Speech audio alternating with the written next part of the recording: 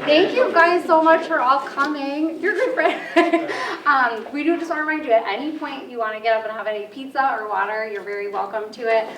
We really just wanted to say thank you. We'll dig right into everything because we want to have time for you to see all the exciting work that's underway. But just to say that we're going to talk first about the circus lot. Most of you I think have already seen it. Nothing's changed. We just wanted to present it again for everybody since we haven't done it since February. And then get a chance for if you've had time to percolate on it, if there's other things you'd like to see, if you have feedback, if you have any concerns, anything else we should be taking into account. And then Liam will talk more about Spellman Park, which is really exciting, and that'll be the first unveiling. And then we're really going to save a lot of time at the end for questions, comments, feedback. If people you know aren't here and they might be interested, we'll have a recording of this. Thank you to SEC TV on the town website. We also have just today put up the conceptual plans on the town website, and there's also an online survey that the Human Services and Rec team put together, so if you want to help just get that out and share it, it would be really wonderful. And then, yeah, we'll take time for questions at the end. I want to hand things over to Leanne and just say a big thank you to, this was a big undertaking for Human Services, for the Rec Commission. On the circus lot side, it was a big undertaking from the EDC originally, and then over time, lots of different town staff and volunteers and residents have gotten involved. So just a big thank you to everybody. You want to talk about Spellman? Leanne Theodore, Director of Human Services. First, I want to recognize Rich Ward, who's our team member and Recreation Administrator, who really took the lead on this project, coordinated the stakeholders to have the initial discussions about what people might want to see in the community. I really want to start off by saying that this isn't meant to scare people with dollar amounts or anything like that. This is meant to discuss what's been brought to our attention as maybe a gap in services and park and rec facilities that people may see in other towns in our region that they might want to see brought to Stonington. We have thousands of people enjoy our facilities each year. Every summer, Rich can attest to the groundbreaking numbers we have. Since the renovation of our tennis courts and the addition of our pickleball courts, we regularly have folks coming to us saying, hey Rich, let's take a ride around and let's just see where we can put more pickleball courts.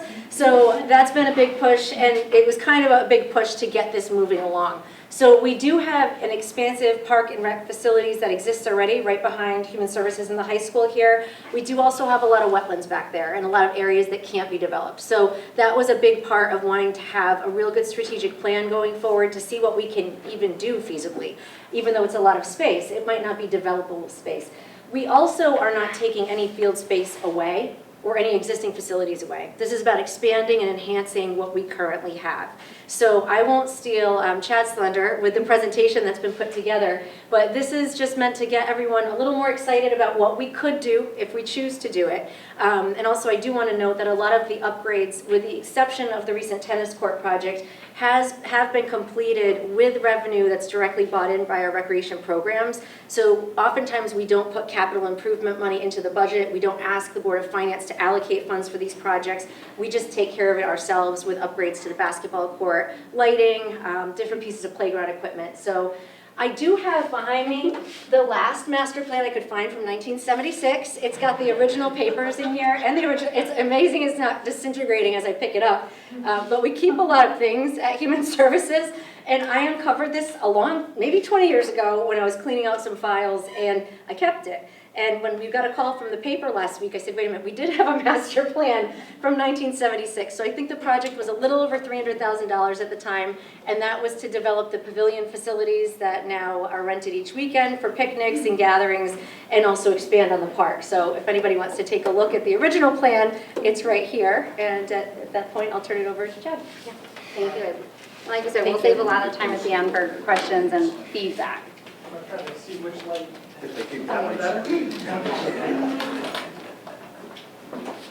All right. Good evening, everyone. My name is Chad Frost. I'm with Kent Frost Institute of Architecture. We're out of Mystic on the Groton side, just on the other side of the river. Happy to be here tonight, going through both of these projects and taking your feedback and input. So I will try to go through Circus Lot quickly, even though I will talk too long on it often.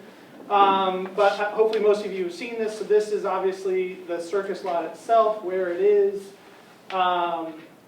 We did find record of at least one circus that came to town back in 1914 that we think was at the Circus Lot, which is how it might have gotten its name. And then the earliest aerial photography we have is this from 1934. As you can see, the entire site was cleared. And basically from that point forward is when we have all these invasives and just kind of a lot of destruction going on the site that's led to where it is today.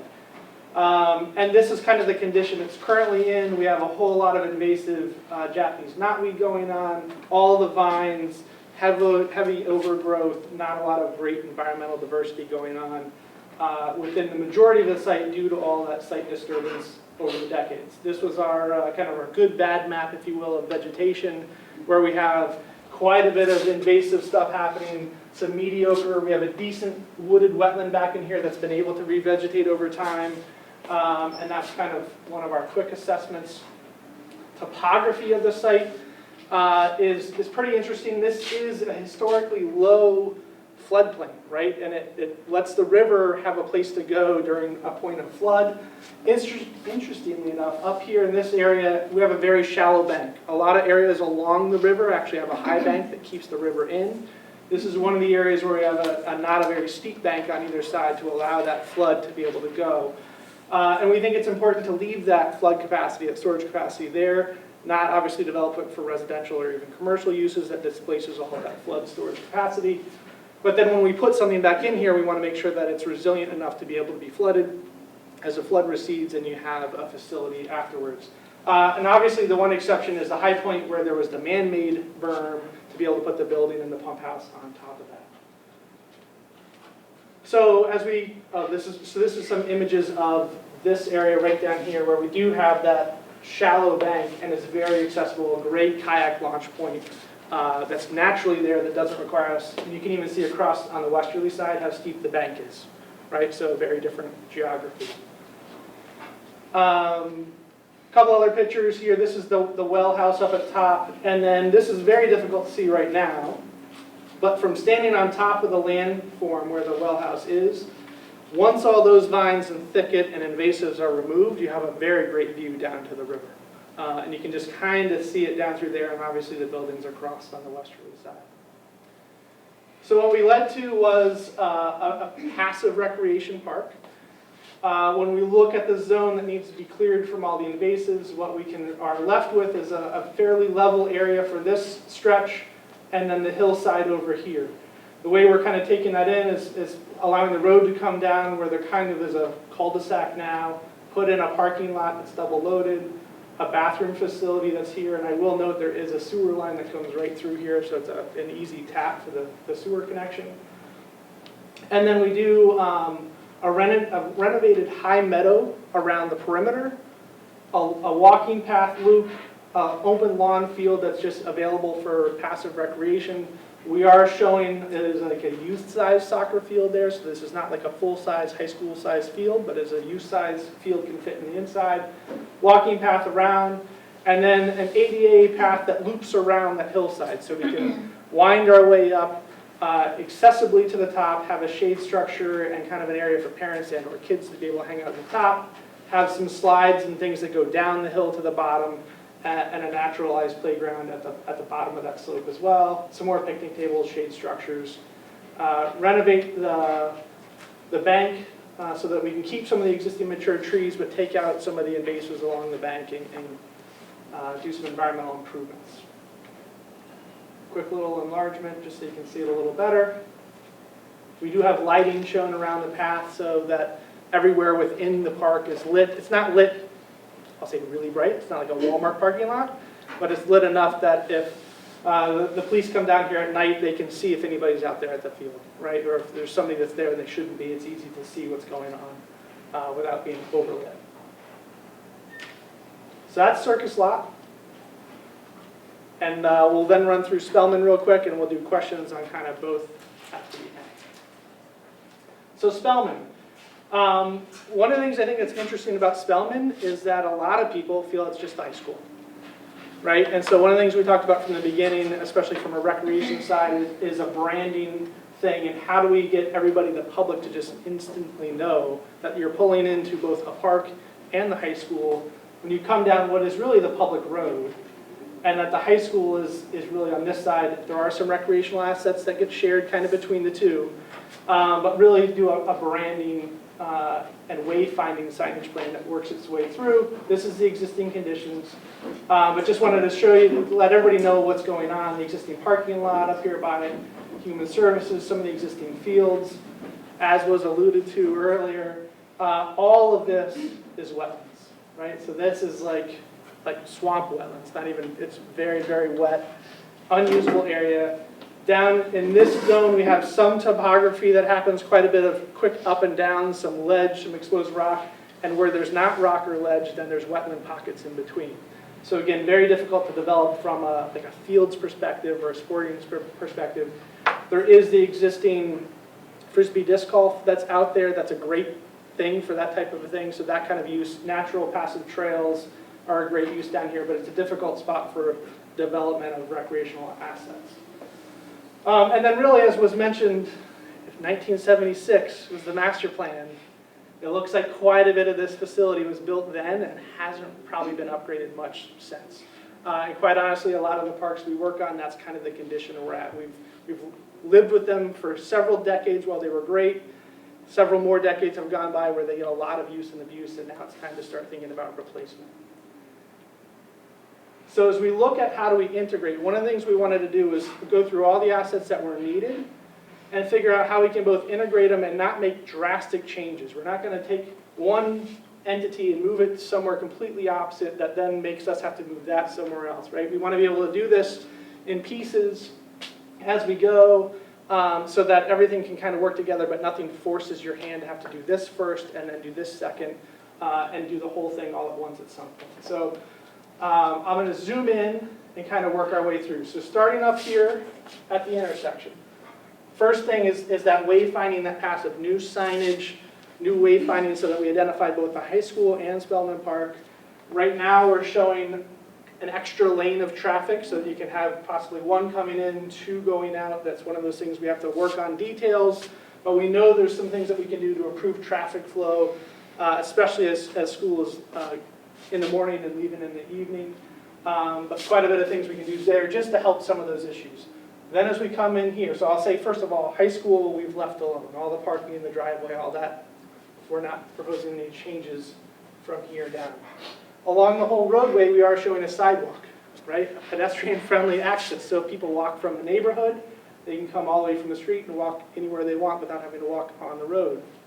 If they park in one of the lots along the way, you can get on that sidewalk and walk somewhere and have crosswalks to cross back and forth. Right behind here, we have right now a very kind of a small lot here, a bit of a dirt storage area before the field. If we renovate that whole area into new parking, we almost double the amount of parking spaces we get without occupying more space.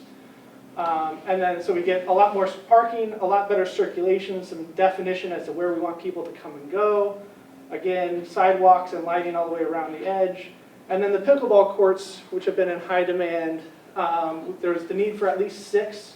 So we've identified 6 new pickleball courts that could go up there. There's not really room for them down by the 2 that were just built by tennis without, again, displacing something else and causing a snowball effect of what comes first. So by placing them up here where we basically just have an open lawn right now, we have some grading to deal with and things like that, but this is a very doable spot to put them. And then we've also located a restroom building right there too, knowing that pickleball will get a lot of use. The field here gets quite a bit of use. There is no other restroom around, especially after hours. That would be proposed for right there. This field, one of the things we've heard quite a bit is that there's not enough field space, right? For youth sports, there's so many sports these days. They're going year-round. You have soccer playing year-round, lacrosse playing year-round. We're short on field space. However, with all of the wetlands here, we don't have room to just keep building additional fields. So our recommendation here is to fully build this field out as a synthetic turf field that can be used year-round with lights. So that then high school teams, when there's a game going on the main field, you know, say soccer has a game, field hockey can be practicing on the turf field adjacent to it, or vice versa. Having the field, we know this one gets wet quite a bit, has some definite drainage problems. So getting that into synthetic turf, it would be raised up with all the proper drainage underneath of it, allows for that field to be able to be used all the time, even during the rain or right after rain, without having to let it dry out. So we know there's a demand there to be able to support that. support that. Lights just add the ability to be able to obviously use it later, and especially with school, a lot of the spring and fall sports, when it starts getting dark at 4:30 and you need sports teams to be able to go much practice past that, having lights is pretty important. Street trees along the edge, street trees on both sides really. Parking lot here doesn't change too much except for some pedestrian improvements. The practice area over here remains the same. And then our sidewalk, as we come past this parking area, turns into a stone dust trail that then loops around the whole road going down to the lower section. And this sidewalk then comes in and works its way into the I'll say the inner sides of the track and field space down here. As we slide further to the south and rotate a little bit, so we just left off up here. That pathway comes all the way in, connects to baseball. We've relocated the cages for baseball up here. And then we've brought that walkway all the way down and tied into a redeveloped parking lot down within all of those other amenities. So those are your existing 6 tennis courts that were just redone and your 2 pickleball courts. But as we redo this parking area, right now the basketball courts are kind of sitting in the middle, and it takes up a whole lot of space.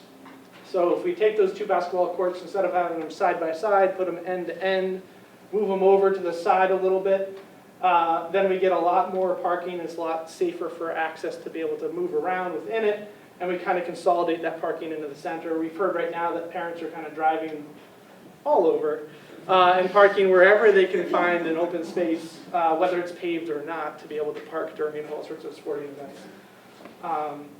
So this doesn't solve all the parking needs, but it substantially improves the amount of parking available kind of in the center of the site. And then some more pedestrian improvements with sidewalks, crosswalks. Along Tennis, we've kind of made this a spectator area where we have 2 parallel sidewalks, and you have some trees down the middle with plants and some benches that people can sit under. So whether it's just teammates watching or parents watching, there's kind of a nice LA to be able to be along there.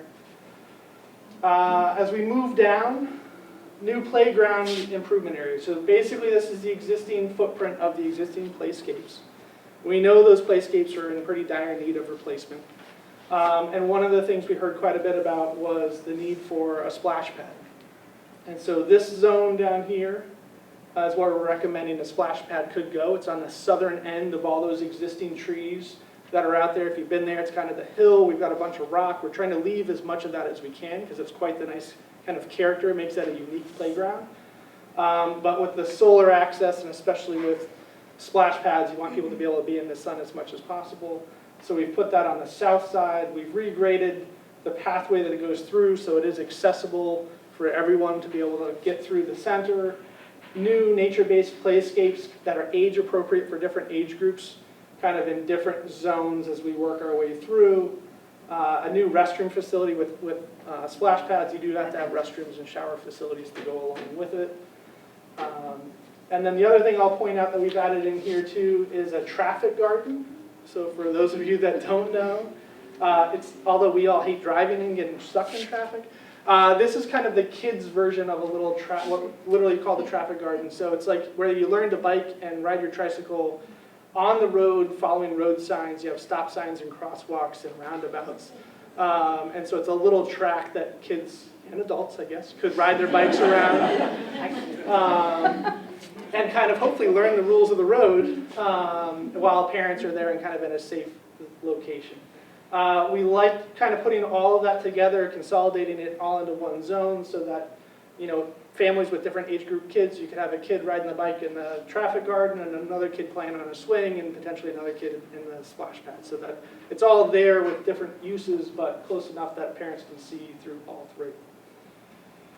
As we come down again, that stone dust pathway leads all the way along the edge. We are showing some new trail connections that go off into the wooded areas as well. And then a significant change down here is right now the road comes through and kind of Ys through the middle of this and splits like this, and it's a very inefficient parking lot down here, right? Because it's kind of a funky triangle. Even though there's some lines, people maybe don't really know where to park all the time. So if we consolidate that and really make a road that goes around and past it and a T intersection to go off towards the other end. We can get substantially more parking in there. It's safer. It's oriented at how everybody's used to driving through a parking lot. We can put our street trees and all that, our medians and buffers and all that sort of stuff in there and have a much more functional parking lot with all the ADA spaces that we need within it. As we go around, then the road comes down, pushes down a little bit. Right now, this area has some of the fitness equipment in it. However, the fitness equipment needs replacement. So what we're recommending is kind of a little bit more of that passive park. Some lawn, some pathways, new fitness equipment, picnic tables, and weave that in underneath the existing trees. There's a little stream that runs along the back, so it's kind of a little passive area. Take some of the amenities that are there, renovate them up to new, and still make it a very nice part of the overall park. And I'll note just down here, we know with all this, some additional pavement, we're going to have stormwater treatment, so we have kept some areas for superficial and subsurface stormwater treatment as part of the parking expansion. As we move further to the south, that's that kind of edge of that stormwater pond. This is an existing pond. We formalized the path that goes around it. You have a beautiful old bridge, or I shouldn't say old, but beautiful bright red bridge out there that I think is pretty stunning. Have a formalized path that gets all the way around through it so that really people are drawn to walk on it as opposed to thinking, am I walking on the right path to get there or not? Just some minor improvements down here, just again to renovate things up to from 1976 to 2024. So minor improvements, some additional parking spaces for that pavilion. And then as we scroll all the way now up to the north end of the sheet, so that we have the existing road that comes through. There's about 4 parking spaces right here for the Frisbee golf. We're proposing adding quite a few more along there, knowing that it's gaining in popularity, and there's a back 9 of the Frisbee golf coming soon. As the road comes around, right now this is the existing pavilion at the end. The road currently comes down and wraps all the way around, and there's nothing but pavement around that pavilion. And that's definitely kind of the 1960s way of designing, where we have a lot of pavement and we drive right up to things. But right now, that's not what we want to do, right? We don't want to have our kids, say, running from the pavilion out to the green space and have cars be driving around the building at the same time. So we've basically cut the road off, put in a little cul-de-sac here, put in a parking space here. This is the bump house that's currently there. And then this becomes a dog park for large and small dogs. And you have a pathway that leads out to the pavilion. You still have a pavilion that's open to, I'll say, outside the dog park. But then you have an area here for small dogs and then an area for large dogs, which we've heard that the dog park is in demand in town for years. We think this is a decent place to be able to put it. The land is there, the pavilion is there. It could be a great use for it. There is a path that comes in for the neighborhood that we would redirect just around the perimeter of the park instead of trying to go right through it. So with that, that's my really quick summary of both Circus Lot and Spellman. We do have plans over there we can come up and look at if you want to look at them closely, but really what we're here to do tonight is to hear feedback on both. Things that we may have missed or should be added. This is the first time you've ever seen Spellman. And then same with Circus, kind of since it's been out there for a while and you've had time to process it, is there any amenities or facilities you'd like to see or wouldn't like to see that we've talked about? I have a question. Yep. About that path that you just said up at that far pavilion. I don't know if that's east or west. All the way over here? So Yeah, this you is said that. there's an existing path there Correct. that goes to the neighborhood. Yep. Is that the sewer access road that you're talking about? I'll say yes. There's a sewer access road that's right here. And then there's another neighborhood path that crosses up through here. So the one you are improving is the sewer access road? The one we're probably improving is the one that's up here. I believe this is the actual sewer access path down here. But it could be either or both, if you have a recommendation. Well, this is the first I'm hearing it. Yep. But I do have another comment about, and can you go back to the slide with baseball? You said something about moving the baseball courts? We're just Yeah, moving no, the just- batting cages for baseball. The baseball field itself stays where it is, but the Oh, okay. cages for practice get moved closer. really not familiar what the cages are. I was Yeah. concerned that you meant the field. No. My class, the class of 1960, donated the scoreboard Okay. for that field. So I just wanted to be sure that was going to be safe. Yep, absolutely. I mean, that field, I won't say it's in great condition, but it's in good enough condition that we can work with it and maintain it in its place. We don't need to move it somewhere else and Okay. start over. All And right. DPW just took it on under their wing. Okay. Like a month ago, so hopefully it'll keep getting better. Getting better. All right. All right, thank you. Yep, Oh, one more. yep. About the trees along, you're going to widen the road to 3 lanes coming in? Well, we'll off have, Route 1? we'll have, yes, up here we'll have at least 3 lanes. How are you going to do that? There've just been brand new trees planted over there. There's actually quite a bit of room to be able There to do is it. room to do Yeah. that? There's one rock, but rocks move pretty easy.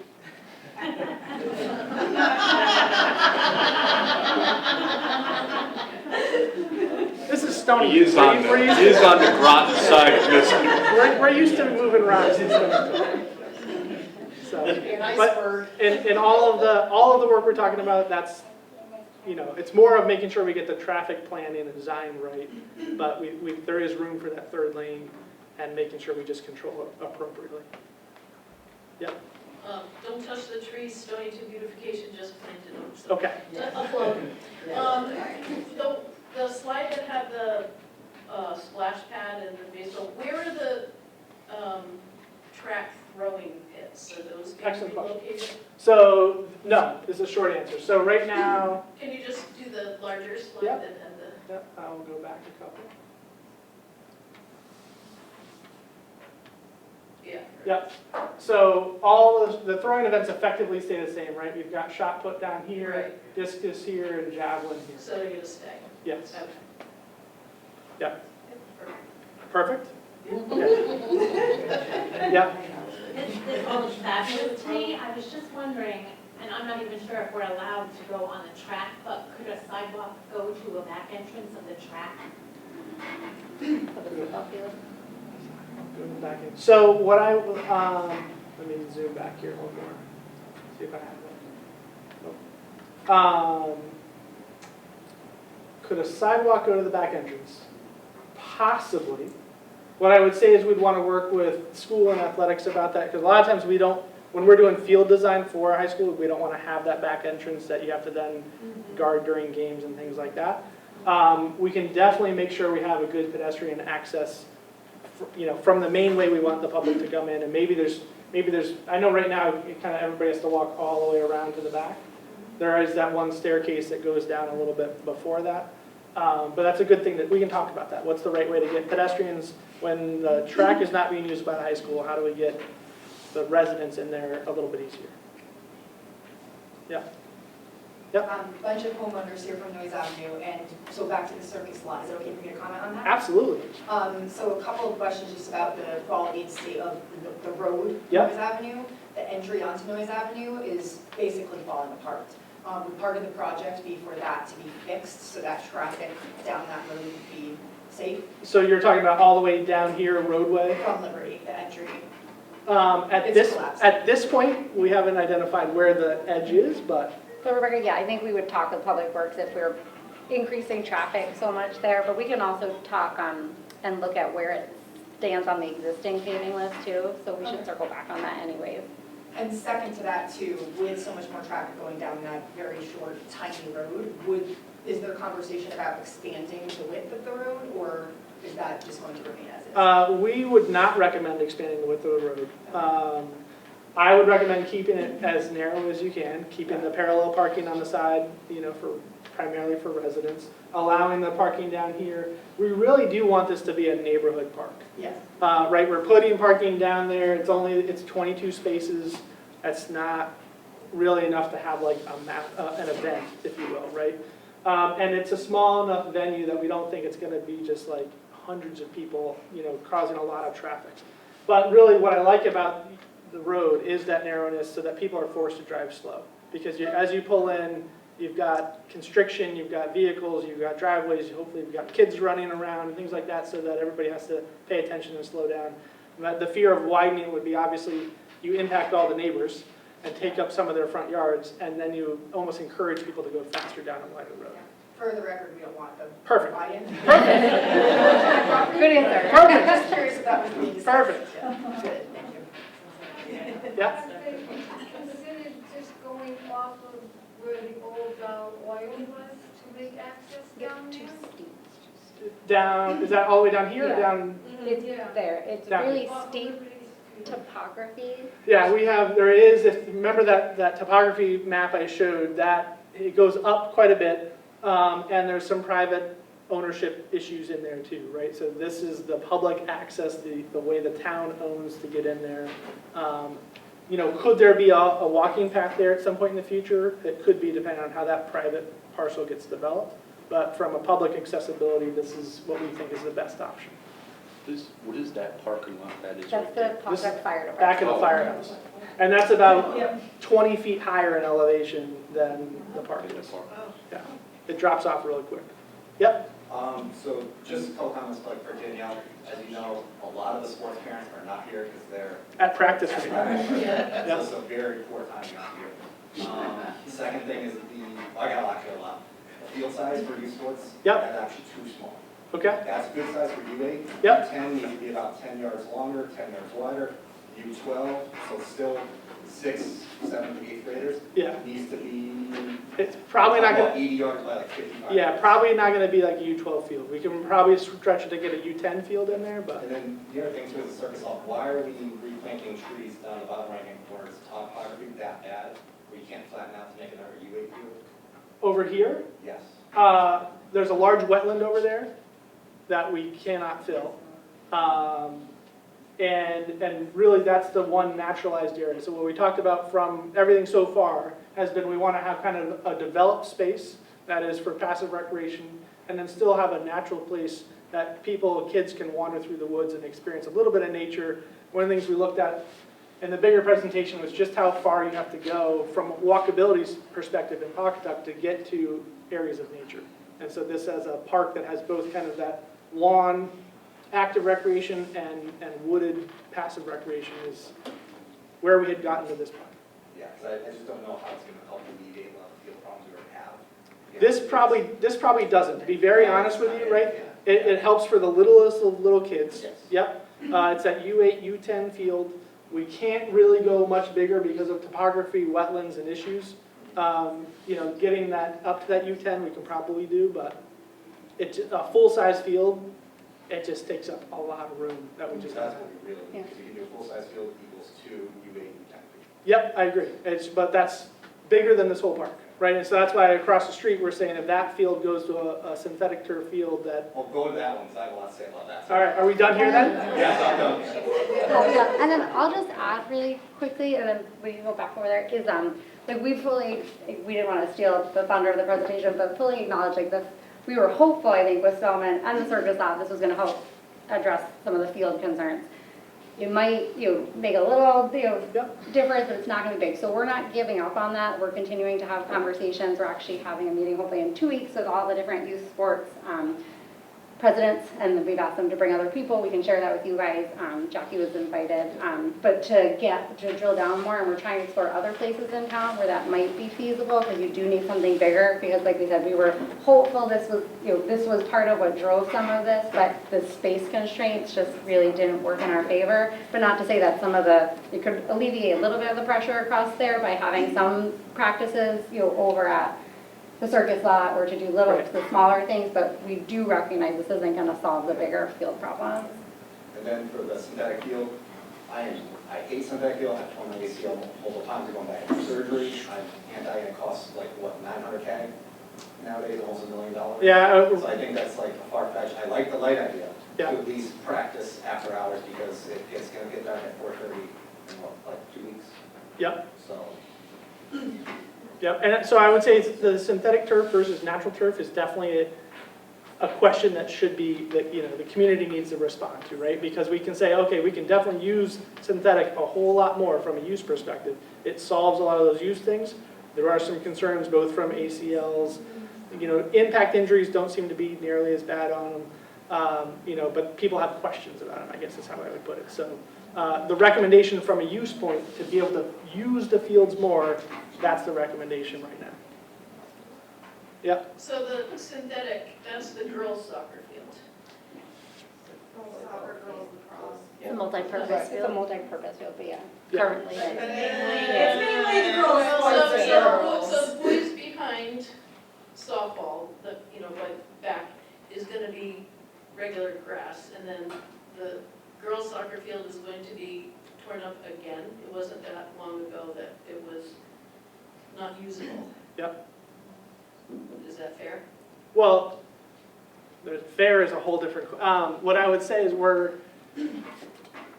depends on what you consider fair. I mean, fair of displacement during construction, Again, I'll say no, right, if it's happened recently. However, fairness of, if the boys' team is really relegated to here, Yeah. right, after construction, I guarantee you, they're not gonna feel it's fair that they have to play on that field and don't get to play under the lights on the other field, right? So what I would say is, my recommendation, not being a Stonington resident, would be to not necessarily say girls only, boys only, but here's the field assets that we have, and we move people around based on them. Because what we normally see in a high school is when you have that asset, that the new field, right, all teams want to play on it and be able to practice on it. Right now we're showing it as a soccer field just because that's the biggest field, right? But it would be striped for, could be anything. You could even have football striped on it so that, in theory, football can practice over here. well, they have their own practice field. Okay, Yeah. right? But Yeah. my point being, there could be, all those things need to be figured out down the road.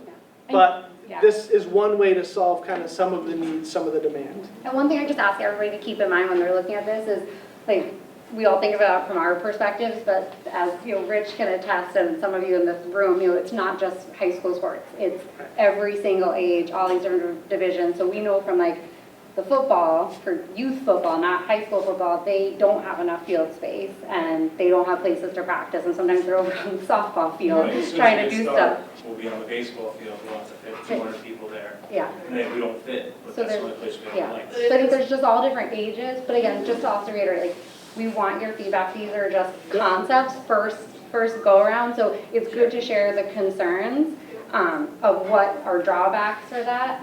We already had an intense debate internally, like DPW does not want that at turf field, we had a whole little roundtable, so none of this is all just ideas, so it is good to share concerns or other ideas. And what I would say from our perspective, outside from designing it, is when we said if we're gonna spend the money to improve a field, put lights on it and all that, we want it to be one of the most accessible fields, right, what has parking surrounding it and easy access, as opposed to this field where we have the space to put in a synthetic turf field, but it's the more remote from parking and things like that, right? So that was that choice. There's already issues finding turf space. So everything takes longer than expected. So if you're I'm just gonna call it the girls' soccer field. Yep. So that will be torn up, and then where are they to play if it's limited Well, anyways? who uses it on the season opposite girls soccer? Well, oh, that's Girls across. lacrosse, right? Right, so where are they? Those are all everybody's- good, like, good, concerns. excellent to questions, take because it's gonna down. cause a displacement, right? We know the field can't be built during the winter when it's not in use, so it's gonna have a displacement of And one or that's why I either said sport. everything takes longer. And the two key words are who practices on that field, girls and girls. It's a concern. I agree, right? No, it's good to bring it up so Excellent we can point. like flush it out and think about it. Yeah. And I know you had your hand raised a while ago, and then we could go over to here. I just had a question about like the wooded area in the circus lot. Yep. Like the natural area that was gonna be kept. You said like that could be accessible like from the park.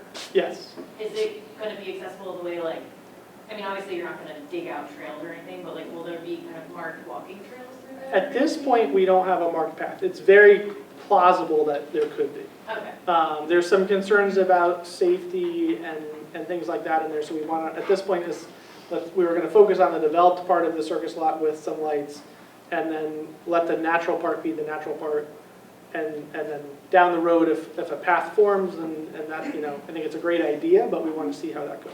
Okay. Yeah. And then again, A question about the artificial turf that you Yep, You said you're gonna build it up and then put drainage in, I guess, where's the drainage gonna go?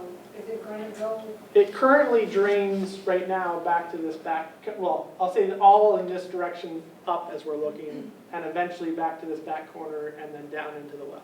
and that's all town? That's all town wetlands, land, Town wetlands? yes.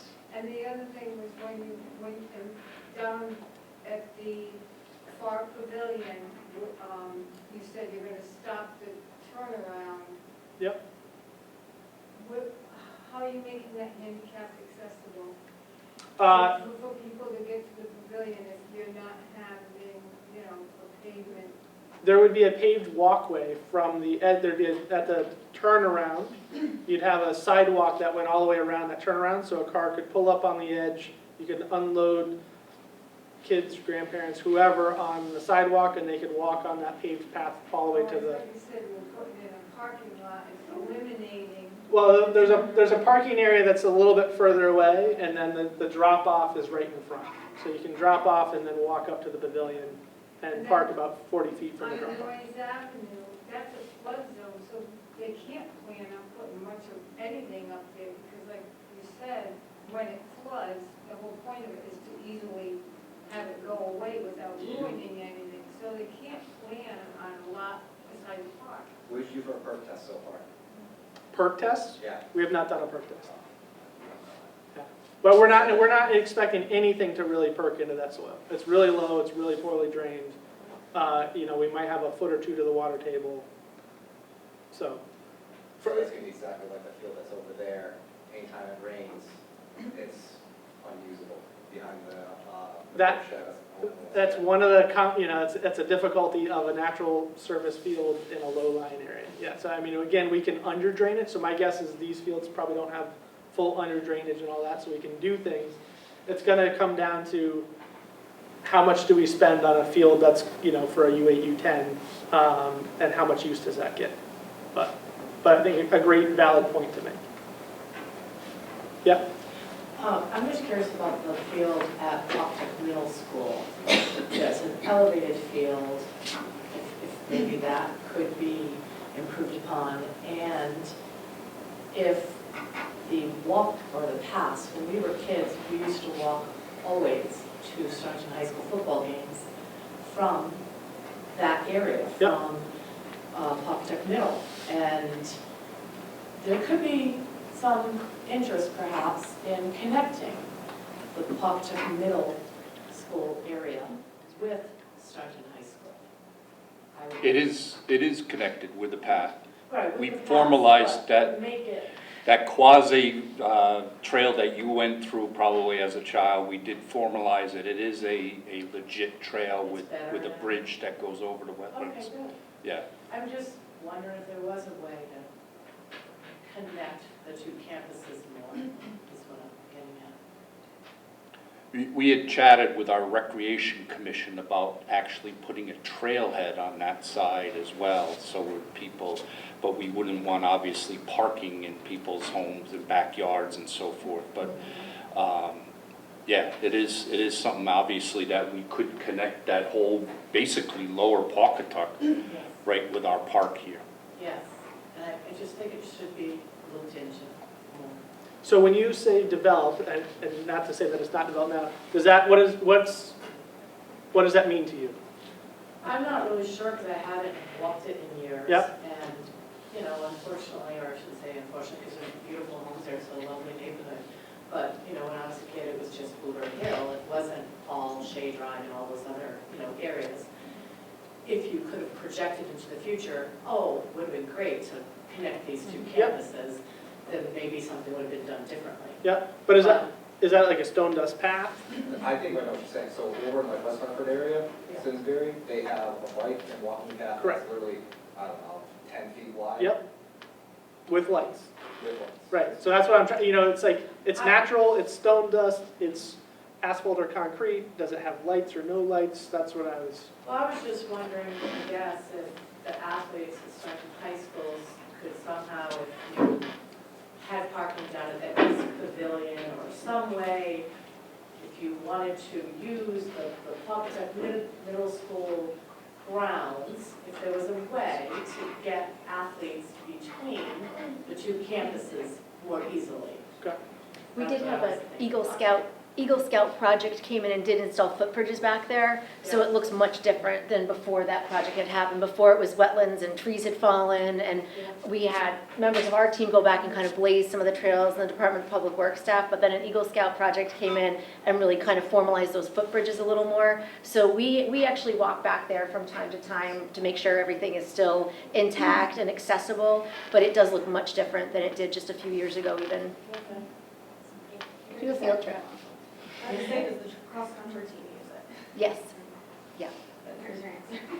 I know you've had your hand up for a while. You guys may get very interested for the circus lot, based on where it's at.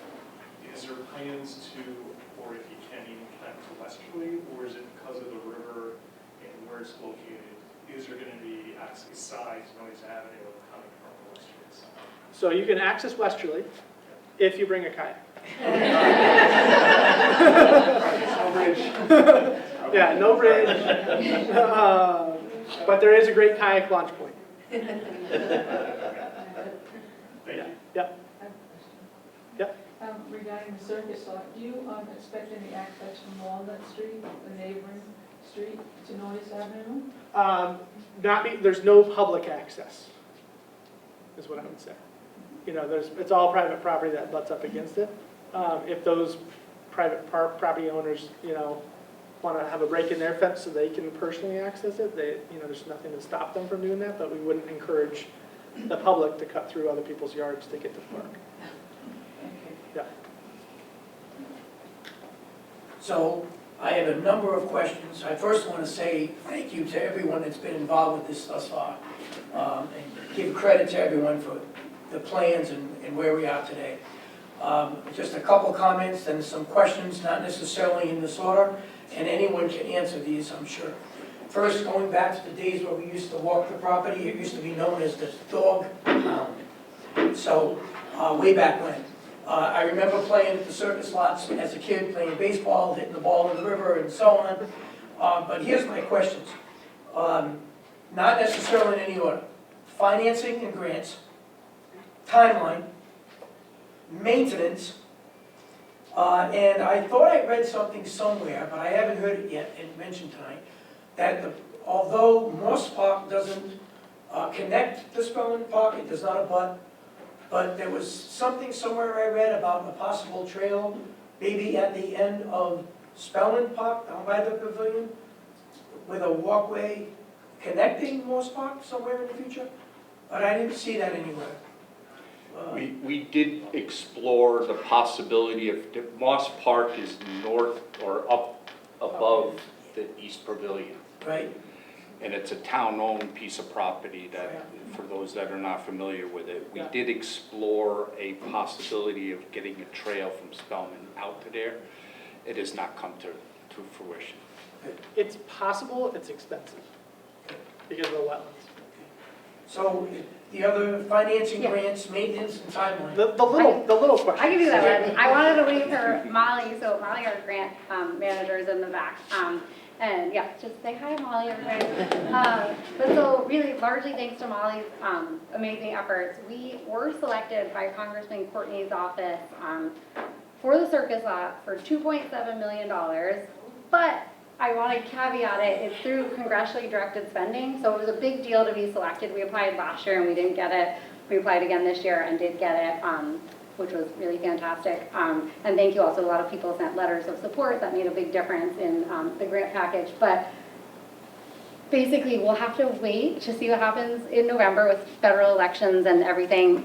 Then how, if Congress and the Senate decide to keep going with earmarks, and then if they are, it should be in the federal budget, which can range when they do that. But this is how we got money for the water loop and for the North Pier at the town dock. So we have been successful before, again, all through Congressman Courtney's office. So I'm hopeful this will still come through.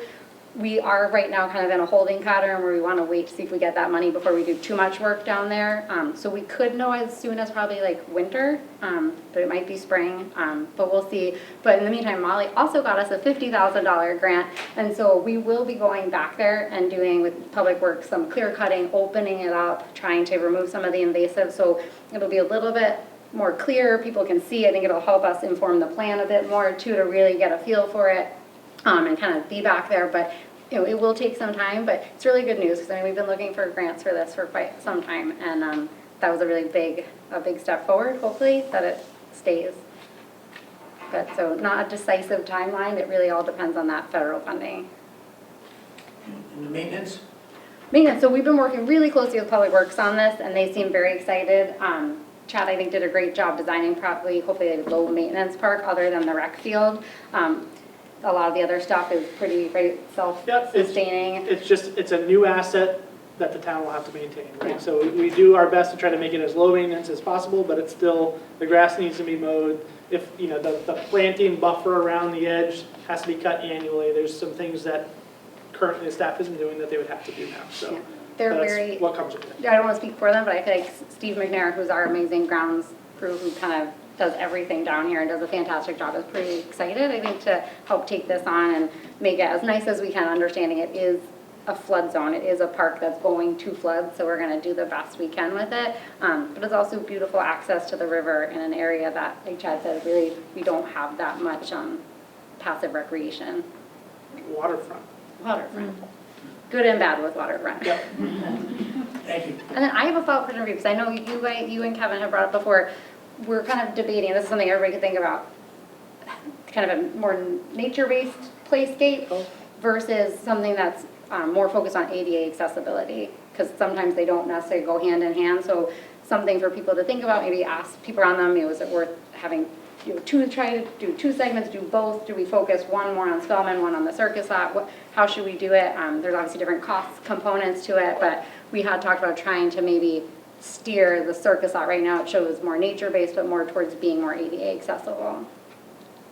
If you want to say anything else about that, because you guys were the ones who brought it up. At this point, again, Kevin, the last minute could not make it tonight.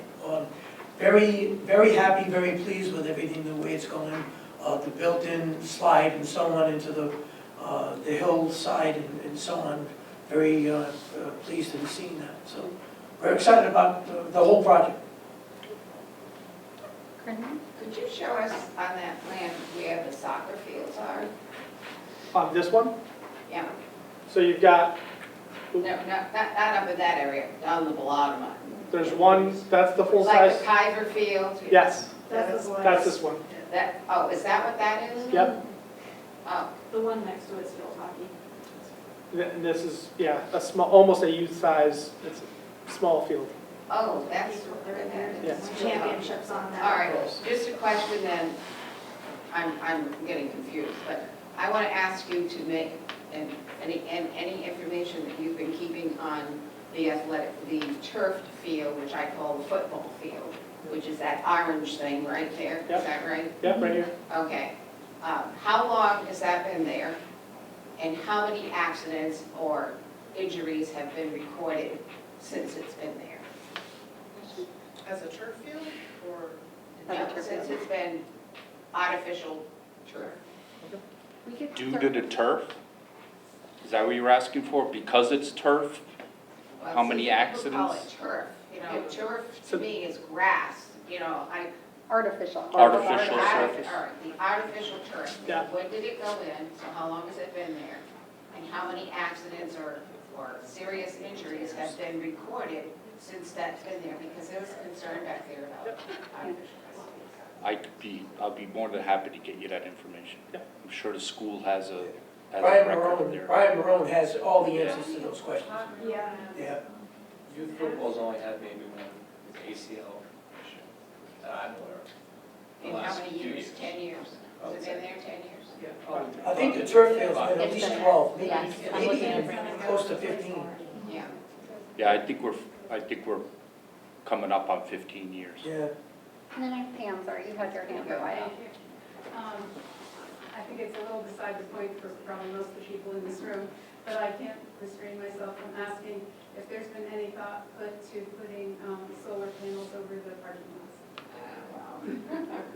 That's a great question. I think it'd be great, right? My short answer, if you can get the grants to be able to do it, it's a wonderful thing to do. And there's Over plenty the of, lots? yeah, Yeah. there's plenty of schools that are now doing it, because schools can actually get solar panels a lot easier than, say, the rest of us. And they put up a stanchion right down the middle of the parking aisle, and you have shade over your parking, so it reduces your heat island effect, it produces power. And they are happening in Connecticut. It used to be kind of a southern thing, but Connecticut now has quite a few high schools that have done it. So, It's like a car. again, it would be another task for Molly, but if we can get that, a grant to do it, it would be great. The turf field, artificial turf opened in September 2013. Okay. So 11 years 11 ago years. this month. Question, the Pyro Field or whatever. Yep. Is that the line of David Skinner that they own, so technically we're using theirs? Yep. What's right next to it? We just discovered that one. All of this is To not the town, left. to the To left. the left. This? Good area. Well, this, You know where I'm at. this is, That's wetlands, I can this tell. is open water. This is a slope with wetlands along it. So, That's not town property. and then it's not town property. Or not on top property. Correct. What's another? It's another discussion. It's another discussion. But Chad, are you saying that pretty much all is wetlands, or is This, it? the wetland line is somewhere around here. So it takes up quite a bit of the space, and then there's a good amount of topography. I'll say we didn't look at it, but it's conceivable if they're willing to give up their land. Right now, so what I would say, we don't ever see town assets on private property without either moving property lines. Any unique things about that? Yeah, either moving it officially or having a really, ironclad easement. So my guess is it happened obviously probably back in 1976, and it was, hey, yeah, no big deal, we can't use it, you can go ahead. I would say in the future, if we do anything, we'd want to formalize that, and in the perfect world, move property lines to really make it formal. But same with this. This is property of neither, and we still have access over some of it too. Chad, I remember an earlier, and I don't know what happened, but talking about adding more trails for like running, walking. We have so some of the existing trails are here. We're showing a few new added ones to get through. We had talked about the one that goes all the way up through the wetlands. It's pretty expensive, but basically taking the trail network you have now and formalizing it, it's pretty good, but being able to then take it and, besides just name trails, colored trails, have a map so people know where they're going. And when they go in one trail, they know where they're going to come back out again. And then having those tie into the new kind of sidewalks and paths along the road so that people can do full loops as well. Is there any way to change the color of the trails on that? Just because having it black, it blends in with all the wetlands and everything? Up here is really difficult to see. On the paper, hopefully it's a little better. We can change it to whatever color you want though. Just a lighter color? Yeah. Where do we go, both plans are very exciting. Yep. Where do we go from here? Like, what's the next step? The funding, I assume, and then what would be the best guess of a start date on one or the other? I think, and Rich and Leanne can speak more to this, but like what we've talked about is, again, so Circus lot, really trying to look at just the external funding, which again, thank you, we hopefully are getting close for this. Rich and Leanne, I think, came up with a really good plan to try and piecemeal it, and that's why that survey and your input is really important. Where do we start? Some things they're hoping we'll be able to do with like private fundraising efforts because there's so much like excitement about it. Some things would be through our budget with the SIP, which we could talk a little bit about the failing basketball court. That's probably the #1 priority right now. But in terms of everything else, to look at grants, I think Molly can help us rule out where it's just probably not a good fit, and then figuring out, the timeline for, do we want to look at this for, local taxpayer dollars? Should it be more private fundraising efforts? So we'll definitely be regrouping more. We'll be sharing this with the Board of Finance, but like Leanne started, like by no means are we thinking, okay, we're gonna ask, for $10 million to get all this done. It's really gonna be piecemeal, but that's why your input is really important for where to start. Community-based input, and that's the importance of starting the conversation tonight. We really want as many people as possible to fill out their own personal hierarchy on the survey that we have out there, because everybody's family and everybody's household has a different opinion on what might be more important to them. That's important to us. As Danielle mentioned, we do have a very much failing outdoor basketball court at Spellman Park right now, which is presenting some safety issues.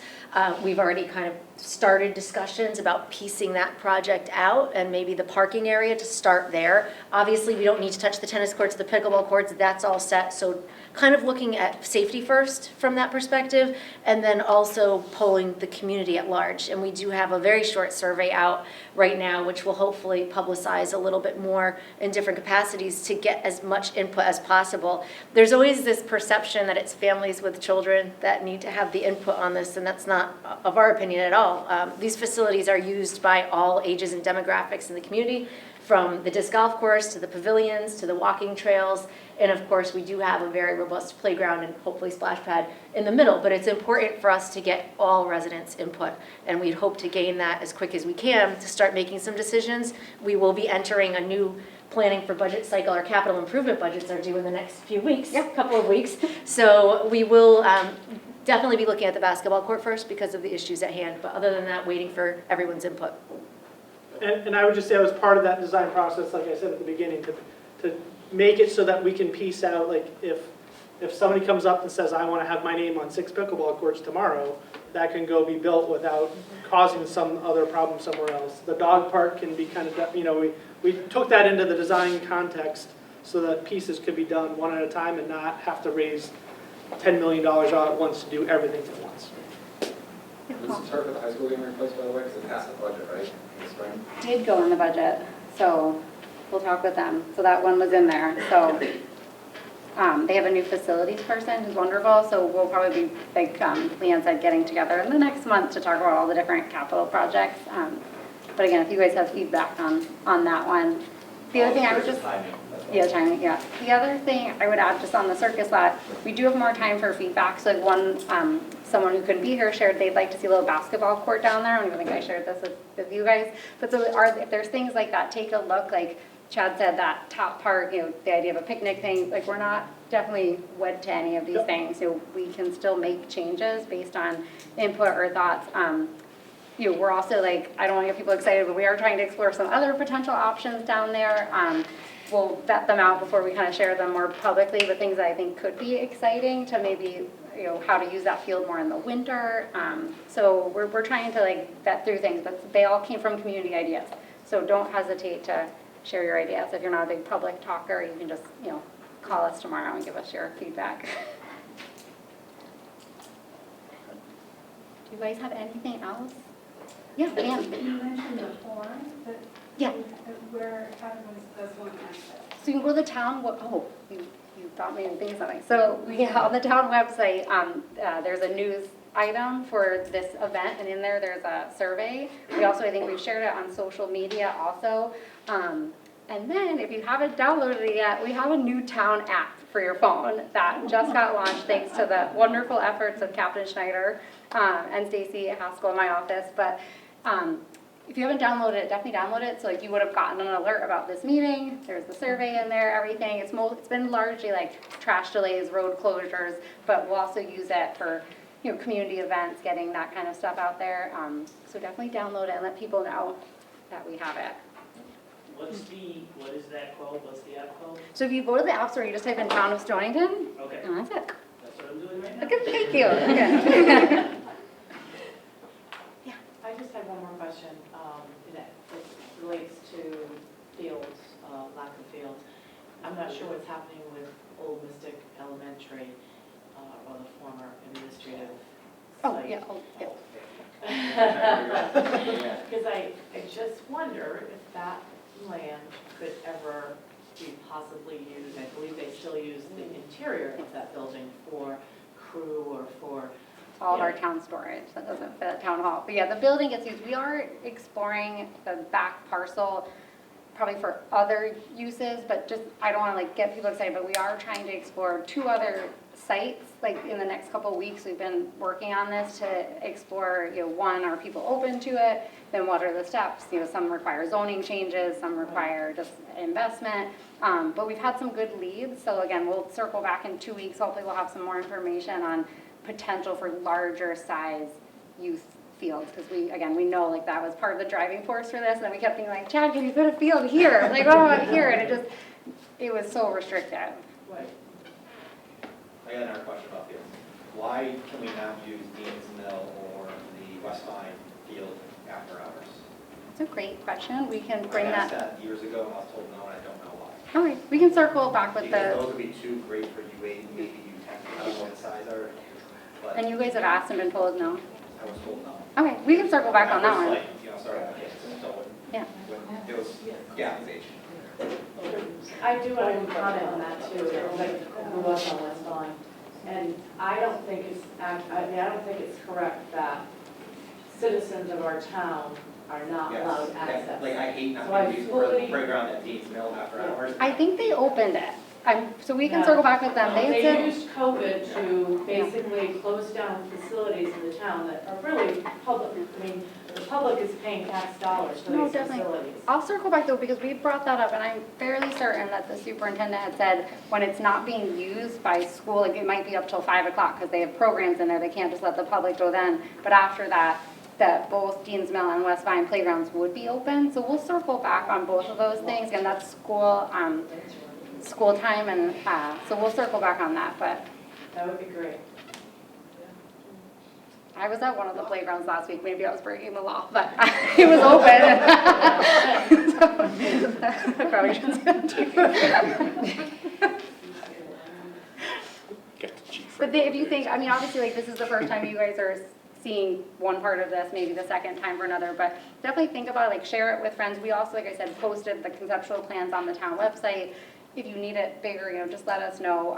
But please do talk about it with people and get their input. And like we said, it'll take time. This isn't gonna happen overnight. Took us 50 years to update the master plan, so hopefully it won't take that long to do this. But no, but I think it's all really promising, but we need the community input and support. Do you guys have anything else? If not, everybody's got, oh, thank you, you downloaded the app. You get extra pizza, but. Fred, go ahead, Fred. Good evening. My name is Fred Wagner. I've been a resident of Pawcatuck for about 40 years. I'm currently the Stonington representative to the Wood Pawcatuck Wild and Scenic Rivers Stewardship Council. And the Wild and Scenic Rivers Stewardship Council has been authorized by Congress to oversee the rivers and tributaries of the Wood Pawcatuck watershed to protect, preserve, and enhance the quality values of those rivers for current and future generations, which is how I got involved with the Circus lot several years ago with First Selectman Danielle Chesbrough. Originally, the stewardship thought that this was such a fantastic thought that they gave Stonington a partial grant to purchase the conceptual master plan that you see over here. If you ever took a trip through the abandoned Circus lot to see what was there, and then see what Kent Frost came up with this improved Circus lot West Side plan, you would think that this is somebody else's property. It couldn't be what you walked through over by the Circus lot. They did a fabulous job. And more recently, I got involved with the master plan for the Spellman Park. They did another fantastic job there. But getting back to the master conceptual plan for the Circus lot, the features on it, it's essentially a smaller version of Wilcox Park. And if you take a look at it, the entranceway has immediately the parking lot, which is a brilliant way of doing it because it gets the cars off of the street, number one, and keeps the cars away from where all of the families are going to be using the Circus lot. And you don't have to worry about, you mentioned that on other properties, you don't have to worry about the children running around with cars, et cetera, et cetera. Straight away across is the 600 feet of access on the Pawcatuck River. And straight away across is the kayak, canoe, paddleboard, input put in and put out. And you can, probably one of the few parks where you could actually get people visiting the park from the water side, as you mentioned over there, maybe from Westerly. Further down the path is a fishing pier for people who want to use it for fishing or to teach their kids how to fish or whatever. And then further down, if you've had a really tough day, there's a pier over there where people can just sit and watch the waters flow by and calm down after, you know, a horrible day.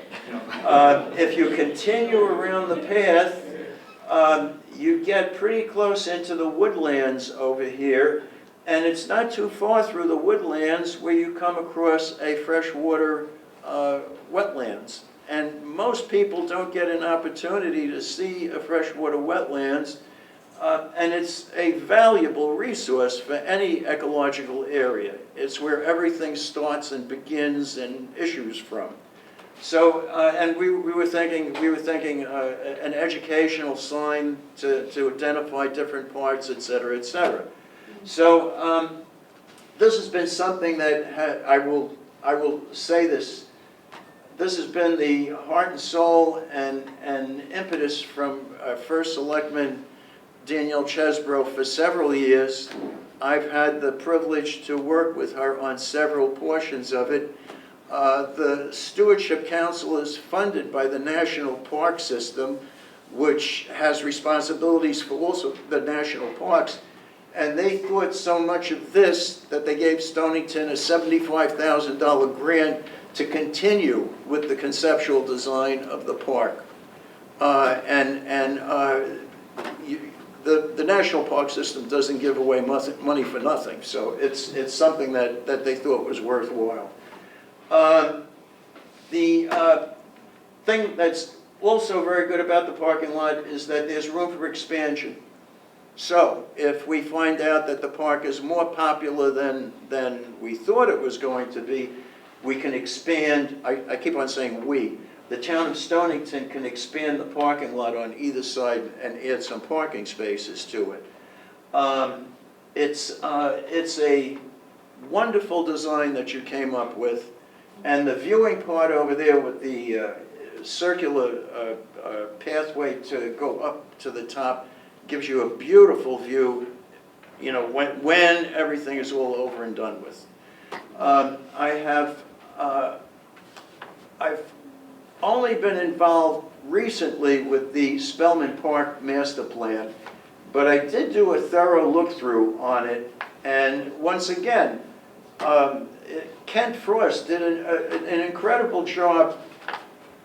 Most of that is there already, so it's just going through an upgrade, and it's going to save an awful lot of money because nothing else, Stonington owns all that property, and most of those fields, et cetera, are their property. So they will, it will be any kind of an improvement on those, as he said before, would be not as expensive as it is if you're going to start from ground zero. And he did a wonderful job, and it's also adjacent to the high school, so the high school students can use a lot of that for their sports, any activity that they have. And if you take a look through this long laundry list of activities, of facilities, you'll see that there isn't very much missing from this list of activities that's in this park, except maybe a space shuttle launch or something like that. I don't know what else you could put in this park.